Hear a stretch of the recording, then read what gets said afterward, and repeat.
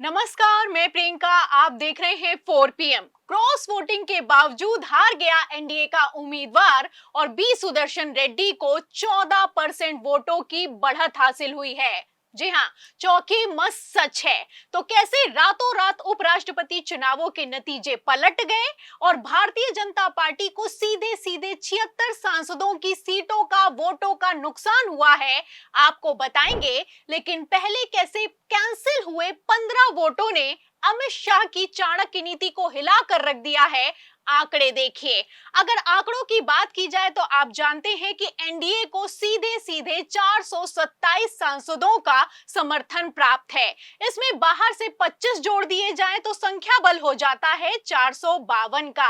वहीं अगर इंडिया गठबंधन की बात की जाए तो इंडिया गठबंधन के 315 सांसदों ने उपराष्ट्रपति चुनावों में वोटिंग की है। अब यहीं पर पेच फंस गया है, क्योंकि एनडीए को तो टोटल वोट मिल गए जितनी वोटिंग हुई, लेकिन इंडिया ब्लॉक को मात्र 300 वोट मिले हैं। 300 वोट मिले हैं तो जाहिर सी बात है कि 15 वोट इधर से उधर हो गए हैं। आपको बता दें, खबरें ये निकलकर सामने आई, चुनाव आयोग ने आंकड़ों में ये बताया है कि 15 वोटों को उपराष्ट्रपति चुनावों में कैंसिल कर दिया गया है। अब आप समझिए, एनडीए को 452 वोट मिले, इंडिया गठबंधन को 300 वोट मिले और 15 वोट कैंसिल हो गए। तो क्या सीधे सीधे इंडिया गठबंधन के सारे 15 वोटों को कैंसिल कर दिया गया? और क्या इंडिया गठबंधन के सांसदों ने ही ठीक से वोटिंग नहीं की? कई तरह के सवाल खड़े किए जा रहे हैं। आपको बता दें कि अगर उपराष्ट्रपति चुनावों में बहुमत की बात की जाए तो आंकड़ा होता है 377 का। इसमें 15 वोट इंडिया गठबंधन के सीधे सीधे कैंसिल हुए हैं, जिसको लेकर तहलका मच गया है, क्योंकि ये 15 वोट उपराष्ट्रपति चुनावों का खेल पलट सकते हैं। जाहिर सी बात है कि जीतेगा तो एनडीए का ही प्रत्याशी, लेकिन हार जीत का अंतर कम हो जाएगा। और इसी अंतर को घटाने के लिए कैसे गृह मंत्री अमित शाह ने दिन रात एक किया, आप जानते हैं। आपको बता दें, जैसे जब से उपराष्ट्रपति चुनावों को लेकर 15 वोटों के कैंसिल होने की खबर निकलकर सामने आई है, उसके बाद से 2016 की खबर सोशल मीडिया पर वायरल हो रही है। और इस खबर में आप अच्छे से जानते हैं कि किस तरीके से हरियाणा में बड़ा उलटफेर हुआ और 14 कांग्रेस के वोटों को सीधे सीधे कैंसिल करते हुए सुभाष चंद्रा को जिता दिया गया, जो कि भारतीय जनता पार्टी समर्थित नेता थे। तो यहां पर आप समझ सकते हैं कि कितना बड़ा खेला हुआ है। और इस खेले को लेकर वरिष्ठ पत्रकारों से लेकर राजनीतिक विश्लेषकों का दावा है कि चुनावों से ठीक पहले जो उपराष्ट्रपति चुनावों में 2 पर्यवेक्षक नियुक्त किए गए थे, उन्होंने ही बड़ा गेम कर दिया है।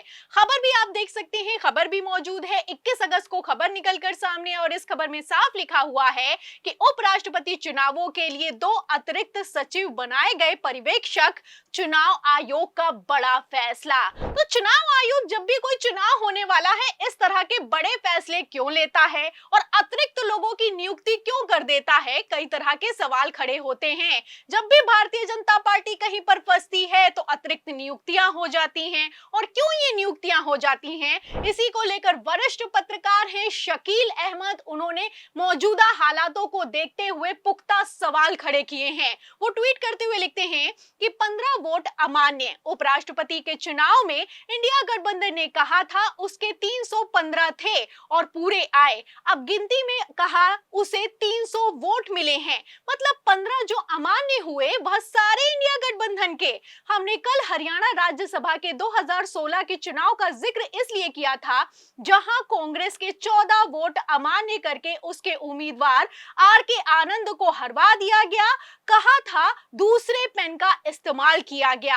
यहां भी वही पेन था, स्पेशल। चुनाव की विश्वसनीयता खत्म हो रही है और यही सबसे बड़ा खतरा है। चुनाव पर से विश्वास उठ जाएगा और उपराष्ट्रपति चुनावों में तो सोचिए क्या होगा। तो क्या होगा क्या नहीं होगा, ये तो समझने वाले अपने आप में समझते हैं। जब एक उपराष्ट्रपति इस्तीफा देने के बाद गायब हो जाता है, उसका विदाई समारोह नहीं होता है, आनन फानन में चुनाव होता है और इस चुनाव में इतना बड़ा खेला होता है, तो समझ में आता है कि आखिर खेला किधर से हुआ है। फिलहाल जैसा कि आप जानते हैं कि गृह मंत्री अमित शाह ने अपनी साख और प्रधानमंत्री नरेंद्र मोदी की कुर्सी बचाने के लिए दिन रात एक कर दिया। 10 टीमें लगाई गई सांसदों को इकट्ठा करने के लिए। पहले नितिन गडकरी को भी इन टीमों में शामिल किया गया, लेकिन बाद में उनके नाम को बाहर कर दिया गया। सीबीआई, ईडी सबको लगाया गया। आप अच्छे से जानते हैं कि बीआरएस, बीजेडी और अकाली दल तो उपराष्ट्रपति चुनावों से बाहर हो गए।